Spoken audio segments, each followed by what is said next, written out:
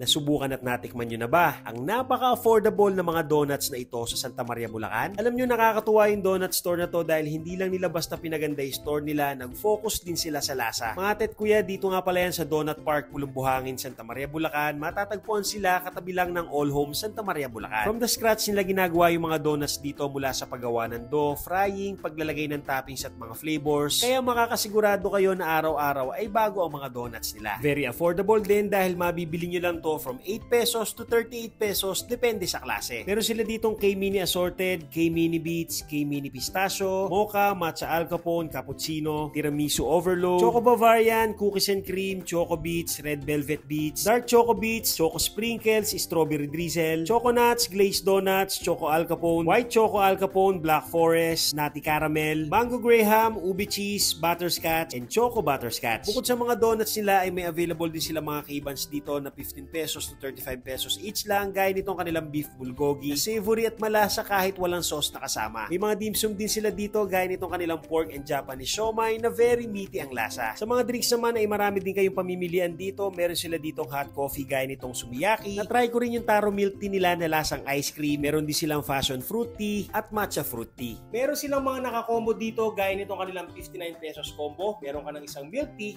at meron ka pang isang glazed donut. Pwede rin kayong mag-order sa kanila ng mga naka-box na pwede rin pampasalubong. Starts at 195 pesos lang. Gaya nitong kanilang K-Mini Assorted Beats. Dito naman sa Mini Butterscotch box of 30 ay 275 pesos. At ito namang Mini Pistachio box nila na isa sa mga paborito ko ay 295 pesos lang. Pwede rin kayong magpa-customize sa mga ilalagay na donut sa box nyo at syempre nakadepende pa rin ang presyo nito kung anong mga donuts ang ipalalagay nyo. Available nga rin pala sila sa Grab and Food Panda. I-search nyo lang ang Donut Park Pulumbuhangin. At nag-accept din sila ng bulk order. For inquiries, i-message nyo lang sila sa kanilang Facebook page or kontakin sa number na nasa screen. Kapag naghahanap kayo ng affordable at quality na donut sa Santa Maria, Bulacan, try nyo dito sa Donut Park, Pulumbuhangin, Santa Maria, Bulacan. O paano mga tet kuya?